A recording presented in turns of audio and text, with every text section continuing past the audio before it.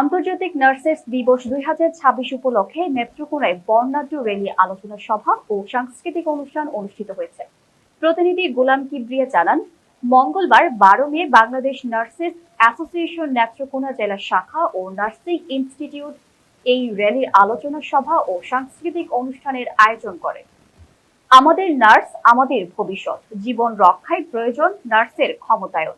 এই প্রতিপাদ্যকে সামনে রেখে সকাল 10:30টায় নেত্রকোনায় 250 শয্যা বিশিষ্ট জেলা সদর হাসপাতাল প্রাঙ্গণ থেকে একটি বর্ণাঢ্য আনন্দ র্যালি বের করা হয়।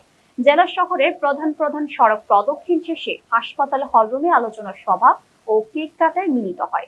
র্যালির নেতৃত্ব দেন নেত্রকোনা 2 সদর বারহাট্টা আসনের সংসদ সদস্য, জেলা বিএনপির সভাপতি, বিশিষ্ট অর্থোপেডিক্স চিকিৎসক অধ্যাপক ডক্টর মোহাম্মদ আনোয়ারুল হক।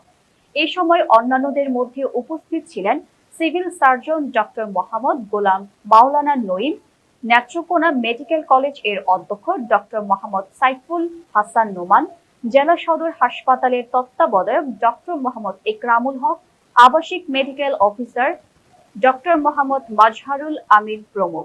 আলোচনা সভাটি সভাপতিত্ব করেন জেলা নার্সেস অ্যাসোসিয়েশনের সভাপতি ফাতেমা বেগম ও সঞ্চালনায় ছিলেন শিক্ষার্থী মোর্শেদা আক্তার বৃষ্টি ও রহিমা আক্তার লাকি। সভায় বক্তব্য রাখেন নেত্রকোনা জেলা নার্সেস অ্যাসোসিয়েশন এর সাধারণ সম্পাদক বিউটি রানী রায়, নার্সিং তত্ত্বাবধায়ক সাবিনা ইয়াসমিন। আলোচনা সভা শেষে নার্সিং দিবসের কেক কাটা ও মনোজ্ঞ সাংস্কৃতিক অনুষ্ঠান অনুষ্ঠিত হয়।